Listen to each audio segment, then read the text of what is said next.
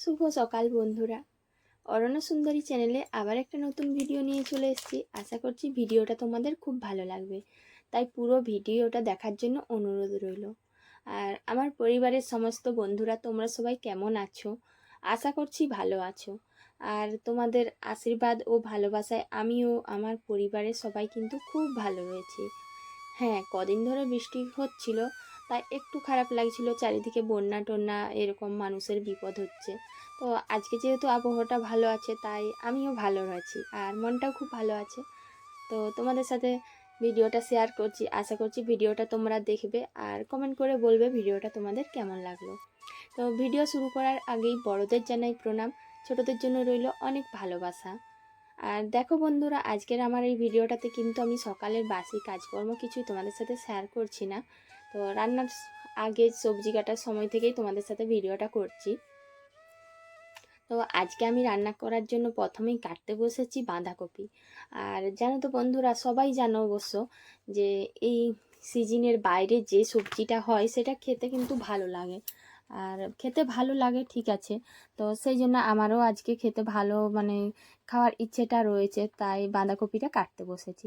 আর সত্যি বলতে কি, এই অফ সিজনে এই জিনিসটা পেয়েছি, যে কোনো খাবারেই ধরো, যে কোনো সবজি অফ সিজনে যদি করা হয় তখন সেটা খেতে সত্যিই ভালো লাগে।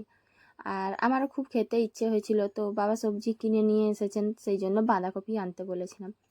আর দেখো বন্ধুরা, বাঁধাকপিটা খেতে কিন্তু এখন ভালো লাগলো অফ সিজনে, কিন্তু এটার কিন্তু স্বাদ সেইভাবে হয় না।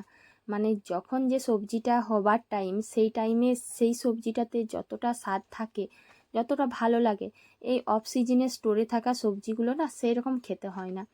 তবু কি হয় যে অফ সিজনে খাচ্ছি, একদিন বা দুদিন এটা খাচ্ছি, সেই জন্য ভালো লাগে খেতে। তবে স্বাদটা কিন্তু সেই সময়ের মতো থাকে না, যখন যে সবজিটা তৈরি হবে, উৎপন্ন হয়, সেই সবজির স্বাদের মতো কিন্তু অফ সিজনে পাওয়া যায় না। আর এই বাঁধাকপিটা কাটতে কাটতে না একটা পুরনো কথা মনে পড়ে গেল, সেটা তোমাদের সাথে শেয়ার করে নিই।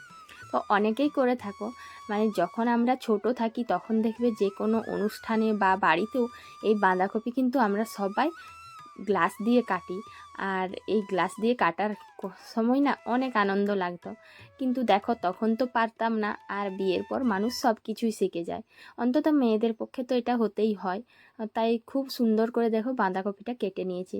আর ভাবতেও পারিনি যে এইভাবে শিখে যাব।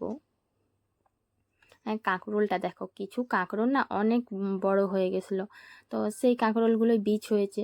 আর এই কাঁকরোলটা বেশ কচি, এটাতে বীজ এখনও হয়নি। আর আমি আজ এই বাঁধাকপির তরকারি করব, কাঁকরোল ভাজা।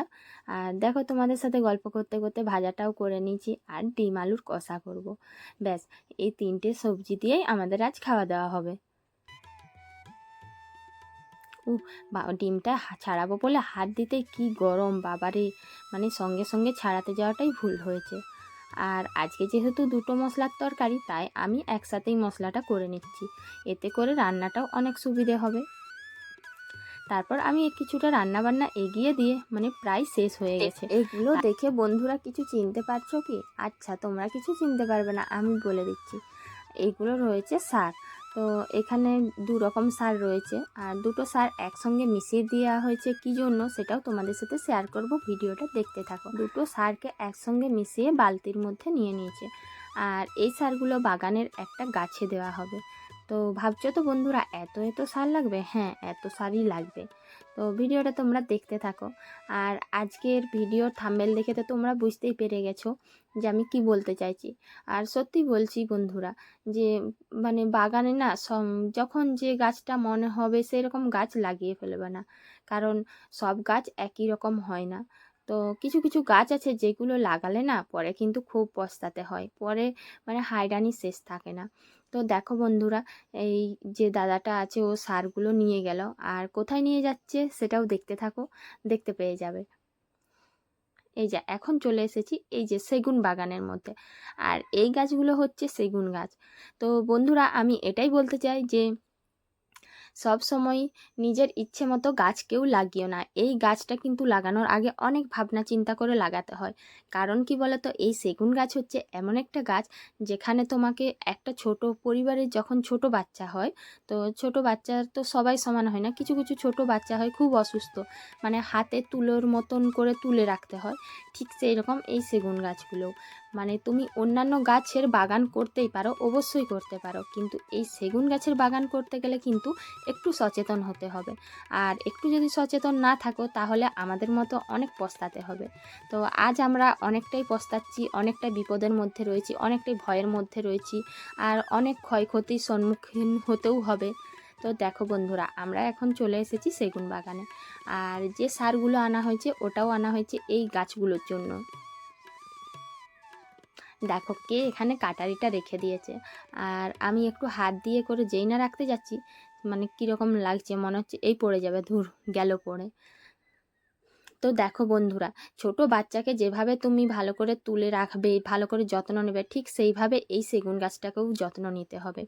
মানে অনেকেই ভাববে যে সেগুন বাগান করে দিলাম, এই গাছ লাগিয়ে দিলাম, যেটা আমরাও করেছি। আমরা সেগুন গাছটা লাগিয়ে দিয়েছিলাম, তো লাগানোর পর থেকে দেখছি না এই বাগানে বহুত সমস্যা হচ্ছে। তো কি হচ্ছে বলো তো বন্ধুরা, সেগুন বাগান করলে বা বাগানে কারোর ইচ্ছে হলে দু একটা গাছ লাগালে, এতে করে কি হয় বলো তো, মানে সেগুন গাছের খুব পরিচর্যা করতে হয়।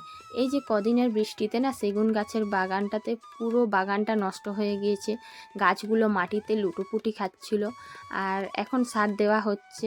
মানে কদিন ধরেই না অনেক লোক লাগানো হয়েছে, তারপরে ঘাসগুলো তুলে মাটি তুলেছে, চারিদিকটা খুঁজেছে আর সার দিচ্ছে। আবার একটা কি জানো তো বন্ধুরা, এই যে সারটা দিচ্ছে না, এটার মধ্যে আবার বিষ আছে। কারণ পাতাগুলো তো দেখতেই পাচ্ছ যে সব পাতাগুলো পোকাতে খেয়ে নিয়েছে, আর পোকাতে খেয়ে নিয়েছে, এদিকে গাছের ডালগুলোও খেয়ে নিচ্ছে। সেই জন্য সার আর বিষ খুব পরিমাপ করে দিতে হচ্ছে। একটু যদি কম বেশি হয়ে যায় তাহলে হলে গাছটা মারা যেতে পারে, আর না হলে ঠিকমতো কাজ হবে না, সেক্ষেত্রেও অসুবিধে। আর প্রত্যেকটা গাছেই যেহেতু মাটিতে লুটোপুটি খাচ্ছিল, আর অনেকেই তো তোমরা জানো যে সেগুন গাছ কিন্তু অন্যান্য গাছের মতো বাঁকা হলে চলবে না, সেক্ষেত্রে গাছটার কোনো মূল্য থাকবে না। সেই জন্য প্রতিটা গাছকে একটা করে খুঁটির মতো লাঠি দিয়ে সাপোর্ট করা হয়েছে। আর জানি না এই সাপোর্টটা কতদিন থাকবে। তো এই বছরের বৃষ্টিতে না আমাদের সেগুন গাছগুলো প্রায় অনেকগুলোই মারা গেছে, মানে কোনোটা হয়তো মাটিতে লুটোপুটি খাচ্ছে, কোনোটা হয়তো পোকায় শেষ করে দিয়েছে, এই রকম অবস্থা। আর এই গাছটা হচ্ছে আমাদের বাগানের সব থেকে বড় গাছ, আর বাকি ছোট ছোট গাছগুলো তো অনেক মরে গিয়েছে, এটাই বড় গাছ ছিল, তোমাদের সাথে শেয়ার করলাম। তো সেগুন গাছের সত্যি অনেক যত্ন নিতে হয়, অনেক যত্ন না করলে না সেগুন গাছ হয় না। তো আমরা এখন বুঝতে পারছি যে মানে এটা লাগিয়ে অনেক ভুল করেছি। আর আমাদের বাগানটা তোমরা একটু দেখে নাও, তো বাগানটাতে আরও অনেক সেগুন গাছ হতো, কিন্তু অনেক তো শেষ হয়ে গেছে, নষ্ট হয়ে গেছে, কিছু করার নেই। এখন যেগুলো আছে এগুলোকেই বাঁচানোর চেষ্টা করছি, কারণ এগুলো যেমন গাছ হিসেবে বড় হবে, সেমন একটা একটা প্রাণীকে শ্বাস প্রশ্বাসের জন্য অনেক সাহায্য করবে। তো এখন বন্ধুরা, দেখো আজকে আমি দুপুরবেলায় চলে এসেছি তোমাদের সাথে এই ভিডিওটা শেয়ার করার জন্য, আর এখন আমাকে ডাকছে খাবার জন্য, তো এখন আমি বাড়ি যাব। আবার দেখা হচ্ছে পরের দিন নতুন একটা ব্লগ নিয়ে। আমার ভিডিওটা যদি তোমাদের ভালো লাগে অবশ্যই চ্যানেলটাকে লাইক, কমেন্ট আর সাবস্ক্রাইব করে দিও। টাটা।